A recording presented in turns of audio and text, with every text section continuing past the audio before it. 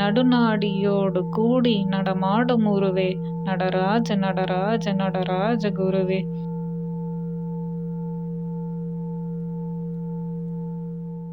இப்போ நம்ம பார்க்குற அனைத்து படைப்புமே, இப்போ இந்த உலகத்தில் நம்ம பார்த்துக்கிட்டு இருக்க அனைத்து பொருட்களுமே, நம்ம பார்க்குற அனைத்துமே எதனால் உருவாக்கப்பட்டிருக்கு அப்படின்னு பார்த்தீங்க அப்படின்னா, சிம்பிளாக வந்து ஒரே வந்து வாக்கியத்தில் சொல்லணும் அப்படின்னா, பஞ்சபூதங்களின் கலவை அப்படின்னு சொல்லலாம். பஞ்சபூதங்களின் கலப்பு. ஆனால் நம்ம முன்னோர்கள் வந்து இது ரொம்ப ஆழமாக வந்து அந்த காலத்திலேயே வந்து இதெல்லாம் பார்த்தாங்க. ரொம்ப நுணுக்கமாக பல்லாயிரக்கணக்கான வருடங்களுக்கு முன்னாடியே அதை வந்து பார்த்தாங்க. ஸோ இந்த 5 தான் வந்து எல்லாத்தோட கலவை, எல்லா படைப்புக்கும் வந்து மூலம் அப்படின்னு பார்த்ததுனால தான் என்ன பண்ணாங்கன்னா, இந்த 5க்கும் வந்து முக்கியமாக வந்து என்ன பண்ணியிருக்காங்க, நம்ம பழந்தமிழர்கள் வந்து என்ன பண்ணியிருக்காங்க, அதுவும் தமிழர்கள், நான் அழுத்தி இந்த இடத்துல தமிழர்கள்னு சொல்கிறேன், என்ன பண்ணியிருக்காங்கன்னா 5க்கும் வந்து 5 கோவில்களை வந்து கட்டியிருக்காங்க. நம்மளுக்குள்ள சிவமும் இருக்கு, சக்தியும் இருக்கு அப்படின்னு அர்த்தம். ஸோ மேலோட்டமாக நம்ம பார்த்தோம் அப்படின்னா என்ன அர்த்தம் அப்படின்னா, சிவம், அந்த சிவம் அப்படிங்கிற ஒரு பொருள் தான் வந்து எப்படி இருக்கு அப்படின்னு பார்த்தீங்கன்னா, நமக்குள்ள வந்து நம்மளோட ஆன்மாவா அப்படியே இருக்கு. அப்போ சக்தி என்னவா இருக்கு அப்படின்னு பார்த்தீங்க அப்படின்னா, அந்த சக்தி தான் வந்து நம்ம உடம்பா வந்து இருக்கு. இப்போ நெக்ஸ்ட் என்ன பார்க்கலாம் அப்படின்னு பார்த்தீங்கன்னா, அப்போ அந்த ஆன்மா வந்து எங்க இருக்குது அப்படின்னு நம்ம நெக்ஸ்ட் பார்க்கணும். அந்த ஆன்மா அப்படின்னா அந்த சிவம் அப்படிங்கிறது, அதை தான் வந்து என்ன சொல்லுவாங்க அப்படின்னு பார்த்தீங்கன்னா, பரமாத்மா அப்படின்னு சொல்லுவாங்க. பரம் அப்படின்னாலே இந்த வார்த்தைக்கு அர்த்தம் என்ன அப்படின்னா, இந்த உலகம் இல்லை. இகம் அப்படின்னா இப்போ நம்ம இருக்கிற இந்த இடம். ஸோ இப்போ பரம் அப்படின்னா என்ன அர்த்தம்னா, டோட்டாலிட்டி அப்படின்னு அர்த்தம். மொத்தமா எல்லாம் பரமாத்மா அப்படின்னு சொல்லுவாங்க. பல விதமா சொல்லுவாங்க. அதுல ஒரு வார்த்தை.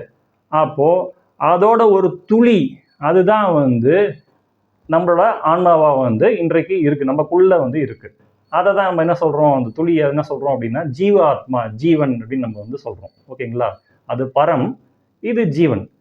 ரெண்டும் வேற வேறையா அப்படின்னு பார்த்தீங்கன்னா கிடையாது. எப்படின்னா கடல்ல இருந்து ஒரு டம்ளர்ல நம்ம தண்ணி எடுத்தாலும் அதுவும் வந்து தண்ணி தான்.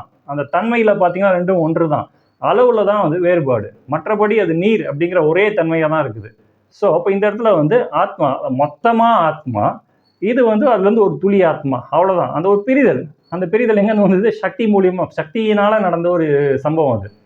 ஸோ இப்போ நம்ம எதனால இருக்கோம் அப்படின்னா, படைக்கப்பட்டிருக்கோம்னா சக்தியினால படைக்கப்பட்டிருக்கோம். அது புரிஞ்சுதுன்னா அதை வந்து நம்ம இப்போ நமக்கு என்ன நடக்குதோ அதை ரிலேட் பண்ணி இப்போ நம்ம பார்க்குறோம். அவ்வளோதான். நம்ம புதுசாக திருப்பியும் வேற வேற விஷயங்கள் பேசல. ஏற்கனவே பார்த்த விஷயங்களை நம்ம வாழ்க்கையோட என்ன படுத்துறோம்னா தொடர்பு படுத்தி பார்க்குறோம் இங்கே. அவ்வளோதான்.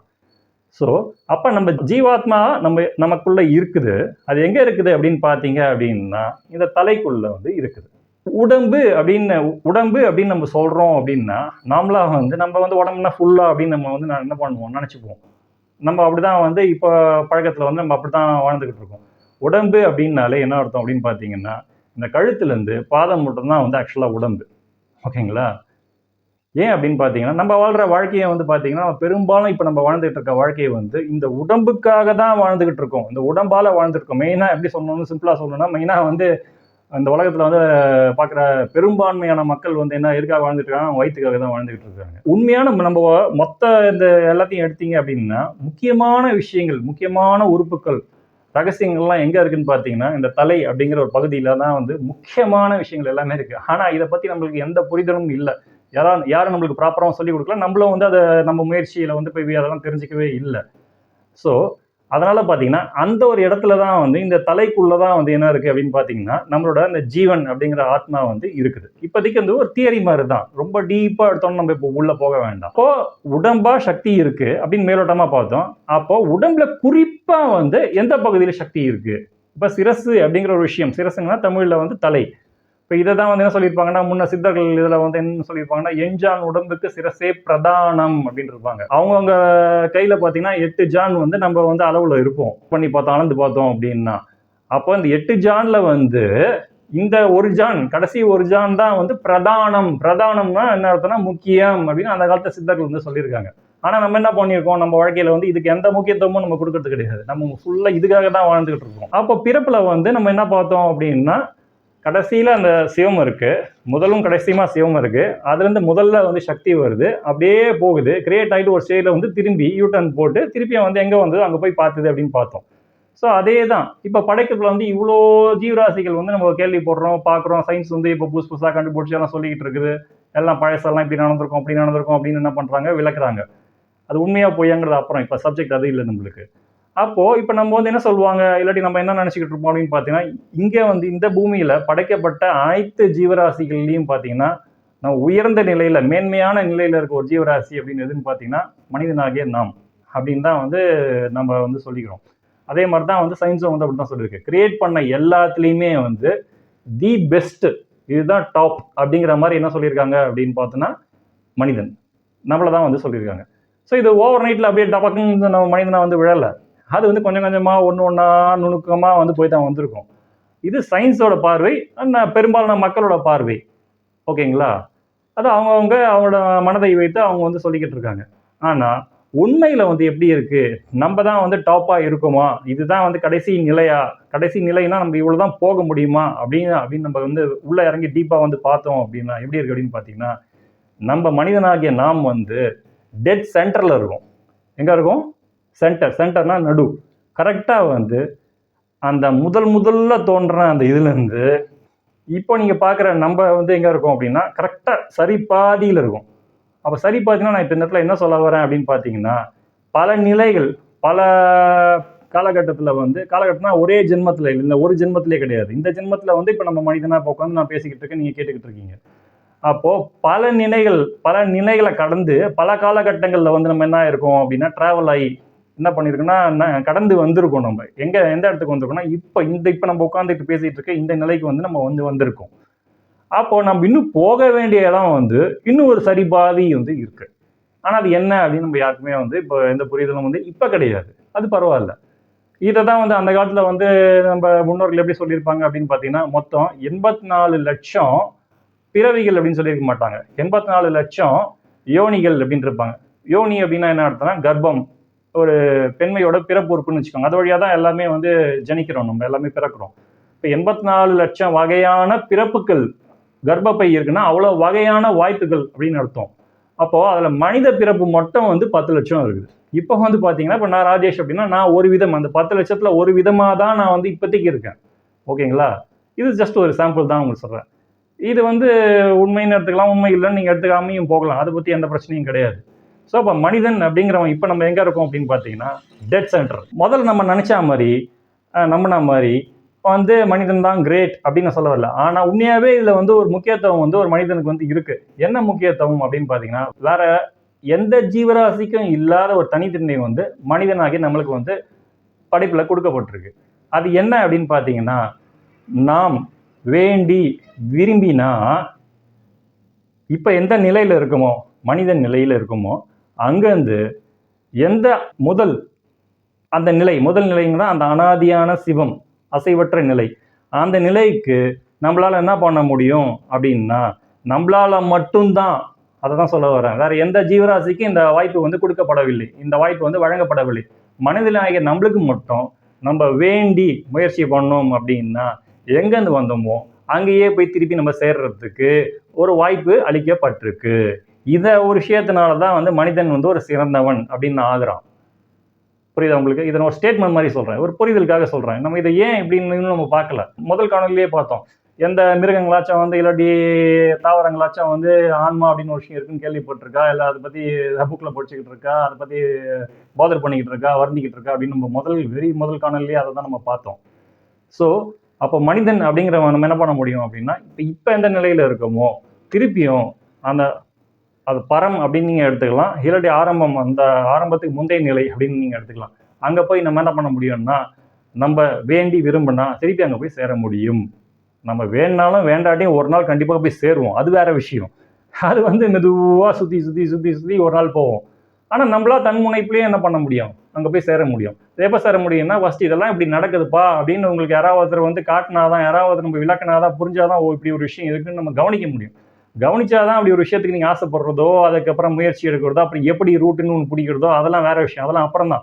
முதல்ல இப்படி ஒரு விஷயம் இருக்குன்னு தெரிஞ்சாதான் நம்ம இதை போய் பண்ண முடியும். தெரியலன்னா நம்ம என்ன பண்ணிட்டு இருப்போம், இருக்கிற நிலையிலேருந்து சுற்றிக்கிட்டு இருப்போம், அவ்வளோதான் விஷயம். ஸோ சேர முடியும். அதுவும் வந்து ஏன் குறிப்பாக மனிதனுக்கு அது கொடுக்கப்பட்டது அப்படின்னு பார்த்தீங்கன்னா, அதுக்கு ஒரே ஒரு காரணம் தான் வந்து பார்த்தீங்கன்னா, ஒரே ஒரு ரீசன் வந்து என்ன அப்படின்னு பார்த்தீங்கன்னா, நம்மளோட முதுகுத்தண்டு தான் அதுக்கு வந்து காரணம். எதுக்கு? மனிதனுக்கு. அந்த மனிதனை மற்ற ஜீவராசிகள்லேருந்து, மற்ற தாவரங்கள்லேருந்து வேறுபடுத்திக்கிற ஒரே காரணம் வந்து மனம் மற்றும் கிடையாது, அந்த முதுகுத்தண்டு தான். அப்போ வந்து ஜீவராசிங்களுக்கு முதுகுத்தண்டு இல்லையா அப்படின்னா முதுகுத்தண்டு இருக்கு. ஆனா அப்ப நம்மளுக்கும் இருக்கு, அதுக்கும் இருக்கு. அப்ப என்னடா ஸ்பெஷல் நம்மளுக்கு அப்படின்னு நம்ம பார்த்தோம் அப்படின்னா, அந்த முதுகுத்தண்டு நமக்கு நிமிர்ந்து இருக்குது. மிருகங்களுக்கு வந்து படுத்துக்கிட்டு இருக்குது. தரையோட தரையா அப்படியே வந்து படுத்துக்கிட்டு இருக்குது. இதுதான் வந்து வேறுபாடு. இந்த வேறுபாடை தான் வந்து நம்ம என்ன பண்றோம் அப்படின்னா, இந்த வேறுபாடை வந்து பிடிச்சோம் அப்படின்னா, நம்ம திருப்பி வந்து என்ன பண்ணலாம்னா, ஆதியை பிடிச்சி ஆதியிலேருந்து அனாதிக்கு நம்ம போக முடியும். இதுதான் வந்து இருக்கிற பெரிய சூட்சுமம். இதுதான் பெரிய ரகசியம் இது. ஓகேங்களா? இது எப்படி நம்ம பிடிக்கணும் அப்படின்னு பார்த்தீங்கன்னா, ஃபர்ஸ்ட் ஏன் பிடிக்கணும் அப்படின்னு பார்த்தீங்க அப்படின்னா, இப்போ நம்ம சொன்ன வந்து இந்த சக்தி எங்க இருக்குது அப்படின்னு பார்த்தீங்கன்னா, நம்ம உடம்புக்குள்ள உடம்பா இருக்குது, கிரியேட் ஆயிருக்கு. ஆனா உடம்புல கிரியேட் ஆயிட்டு ஒரு பகுதியில போய் அது உட்கார்ந்துகிட்டு இருக்குது. எங்க போய் உட்கார்ந்துகிட்டு இருக்குது அப்படின்னு பார்த்தீங்க அப்படின்னா, நம்ம அவங்கவங்க ஒவ்வொரு மனிதனோட அந்த முதுகுத்தண்டோட அடியில இருக்க நுனியில உட்கார்ந்துருக்குது சக்தி. இப்ப சிவம் எங்க இருக்குது அப்படின்னு பார்த்தோம் அப்படின்னா, நம்ம தலையில உட்கார்ந்துருக்குது. தலையில எங்கன்னு இன்னும் நுணுக்கமா நம்ம இன்னும் உள்ள போய் பார்க்கல. நம்ம தலைங்கிற பகுதிக்குள்ள சிவம் ஆகிய அந்த ஜீவாத்மா, பரமாத்மாவிலிருந்து ஒரு துளி, கடல்ல இருந்து எடுத்தா ஜஸ்ட் ஒரு டம்ளர் தண்ணின்னு வச்சுக்கோங்க. அது வந்து தலையில இருக்குது. நம்மளோட உடம்புல அந்த ரெண்டுமா ஆகிதான் வந்து இன்னைக்கு நம்ம மனித உடலா வந்து அது இருக்குது. அப்போ இது சக்தியும் இருக்குது இந்த உடம்புல, சிவமும் இருக்குது. இது ரெண்டும் ஏன்னா நம்மளும் படைப்புக்குள்ளதான் இருக்கும். நம்ம படைப்புக்கு அப்பாற்பட்டு இப்ப நம்ம இல்லை. அப்ப படைப்பே இப்படிதான் நடக்குதுன்னு நம்ம பார்க்கும்போது நமக்குள்ளேயே அது கண்டிப்பா நடக்கணும் இல்லை. ஸோ இப்படிதான் வந்து ஒரு மனிதனாகிய நமக்குள்ள வந்து இப்படிதான் நடக்குது. ஆனா இங்க என்ன ஒரு சின்ன விஷயம் நடக்குதுன்னு பாத்தீங்கன்னா, சக்தி தனியா இருக்கு, சிவம் தனியா இருக்குது. இப்போ நம்ம வந்து அப்ப என்ன அர்த்தம்னா, புருஷன் மேல இருக்காங்க, பொண்டாட்டி வந்து கீழே இருக்காங்க. அப்போ கல்யாணம்ங்கிறது திருமணம் அப்படின்னு ஒரு விஷயம் நம்ம எதுக்கு பொதுவா பண்ணுவோம் நம்ம அப்படின்னு பாத்தீங்கன்னா, ஒரு ஆணும் ஒரு பெண்ணை வந்து கலக்கணும் அப்படிங்கிற அந்த உந்துதல் தான் வந்து திருமணத்துக்கு அடிப்படை. அப்போ இவங்க 2 பேர் வந்து புருஷன் பொண்டாட்டி அப்படின்னு நான் சொல்லும் பொழுது, அப்ப 2 பேருக்கு திருமணம் ஆயிடுச்சு. ஆனா திருமணம் ஆகி என்ன ஆயிருக்கு அப்படின்னு பாத்தீங்கன்னா, பிரிஞ்சு இருக்காங்க 2 பேரும். அப்போ அந்த சக்தி அந்த தூங்கிட்டு இருக்கு அப்படின்னு சொன்னேன். எப்படி தூங்கிட்டு இருக்குன்னு பாத்தீங்கன்னா, இப்ப மட்டும் இல்ல, ஜென்ம ஜென்மமா தூங்கிட்டு இருக்கு. அந்த முதல்ல பிரிஞ்சதுல இருந்து இப்ப அது அடியில இருக்கிற மட்டும் அந்த ஒரு துளி இன்னும் சிவம் கிட்ட போய் சேராம தூங்கிட்டு இருக்குது. ஓகேங்களா? அது ஏன் தூங்கிட்டு இருக்குது அப்படின்னா, அது வந்து சக்தி அப்படின்னு அது இன்னும் உணராம இருக்குது அப்படின்னு அர்த்தம். என்ன சக்தி? உண்மையான ஆதி பராசக்தி அப்படிங்கிற ஒரு உணர்வு இல்லாம இப்ப அது இருக்குது. அதனாலதான் வந்து அது தூக்கம் அப்படின்னு நான் சொல்ல. தூங்குறேன்னா உடனே பாயை போட்டு ஏசி போட்டு தூங்கிட்டு இருக்குது அப்படின்னு நினைச்சுக்காதீங்க. அதோட தன்மை என்ன அப்படின்னு அது வந்து இப்ப உணராம இருக்குங்கிறது தான் அதுக்கு வந்து அர்த்தம், அந்த வார்த்தைக்கு அர்த்தம். ஸோ அதோட தன்மையை உணராம இப்ப எது தடுக்குது அப்படின்னு பாத்தீங்கன்னா, இப்ப அது என்ன தன்மையில வந்து அது இருக்குது அப்படின்னு பாத்தீங்கன்னா, அது வந்து ராஜேஷ். இப்ப என்ன எடுத்துக்கிட்டீங்கன்னா, அது ராஜேஷ் நான் அப்படிங்கிற ஒரு தன்மையை வந்து அது பிடிச்சிக்கிட்டு உட்காந்துக்கிட்டு இருக்குது. அப்படிங்கிற ஒரு நினைப்புல அது இருக்குது. அந்த தன்முனைப்பு என்ன தன்முனைப்புனா, அது ராஜேஷ்னா என்னோட அகங்காரம், அதுதான் வந்து ஈகோ அப்படின்னு நம்ம இங்கிலீஷ்ல சொல்றோம். இப்போ அது ராஜேஷ், நான் ஒரு ராஜேஷ் அப்படிங்கிற அந்த உருவத்தை பிடிச்சிக்கிட்டு என்ன பண்ணிக்கிட்டு இருக்கு அப்படின்னா, ரொம்ப இருக்குமா பற்றிக்கிட்டு என்னோட முதுகுத்தண்டோட அடியில வந்து அது இருக்குது. ஓகேங்களா? சிவம் வந்து எங்க இருக்கு அப்படின்னு பாத்தீங்கன்னா, இப்போதைக்கு என் தலைக்குள்ள வந்து எங்க இருக்கு. அது வந்து என்ன பண்ணிக்கிட்டு இருக்குன்னா, சிவம் நம்ம எப்பவுமே அதை என்ன பண்ணணும் நம்ம பார்த்தோம், கம்னு கிடக்கும். என்ன பண்ணும், அது பாட்டு இருக்கும், அவ்வளவுதான். என்ன நினைச்சாலும், இடி இடிச்சாலும், புயல் அடிச்சாலும், காற்று அடிச்சாலும், மழை பெஞ்சாலும் எதுக்குமே அசராது. அது பாட்டுக்கு இருக்கும். ஏன்னா அது ஒரு இருத்தல்ங்கிறது ஒரு தன்மை, அதோட தன்மை. ஆனா இந்த சக்தி பிரிஞ்சிருக்கா, சக்தி சேர்ந்திருக்கா, அதை பத்தி எந்த ஒரு பாதரேஷனும் வந்து அது கிடையாது. அது பாட்டுக்கு இருக்குது. அதுவும் எப்படி இருக்குதுன்னு பாத்தீங்கன்னா, காலங்காலமா இந்த முதல்ல அந்த துளியை வந்து இப்போ உருவானதுல இருந்து இப்போ இருக்கிற அந்த துளியா எனக்குள்ள இருக்கிற மட்டும் அப்படியே இருக்குது. ஓகேங்களா? அதே இதுதான் இப்ப நான் இங்கேயும் பேசுறேன். அப்போ மனிதராகப்பட்டவன் நாம என்ன பண்ணணும் அப்படின்னா, நம்ம என்ன பண்ணணும், நம்ம பண்ணலைனாலும் இது நடந்துகிட்டு தான் இருக்கு, நம்ம கவனிக்கிறது இல்லை. அதை நம்ம கவனிச்சு பண்ணோம்னா இன்னும் கொஞ்சம் வந்து இந்த ப்ராசஸை கொஞ்சம் ஸ்பீடப் பண்ணலாம், அவ்வளவுதான். கொஞ்சம் வந்து விரைவுபடுத்துறோம், அவ்வளவுதான். என்ன பண்றோம் அப்படின்னு என்ன பண்ணணும் அப்படின்னு பாத்தீங்கன்னா, அந்த கல்யாணம் ஆன பிறகு அந்த புது பொண்டாட்டியையும் புது புருஷனையும் சேர்த்து வைக்க வேண்டிய வேலை தான் வந்து நம்ம வேலை. ஓகேங்களா? இதுதான் வந்து நம்ம மனுஷனா இருந்தால் தான் அது பண்ண முடியும். மனிதனுக்கு மட்டும் தான் அந்த வாய்ப்பு கொடுக்கப்பட்டிருக்கு. எப்படி கொடுக்கப்பட்டிருக்கு அப்படின்னா, அந்த பெண்டாட்டி வந்து எங்க இருக்காங்க, அடியில் இருக்காங்க. புருஷன் எங்க இருக்காரு, மேலே இருக்காரு. ரெண்டுத்தையும் கனெக்ட் பண்றதுக்கு இருக்க பாதை தான், அந்த ரோடு தான் வந்து நம்ம முதுகுத்தண்டு. ஸோ அந்த பொண்டாட்டியை அந்த ரோடு வழியா என்ன பண்ணணும் அப்படின்னா மேலே கூட்டிட்டு போகணும். ஸோ இந்த இடத்துல வந்து பார்த்தீங்கன்னா, புருஷன் வந்து கீழே இறங்க மாட்டார். அதான் அதில் இருக்க புது மாப்பிள்ளைன்னு வச்சுக்கோங்களேன்.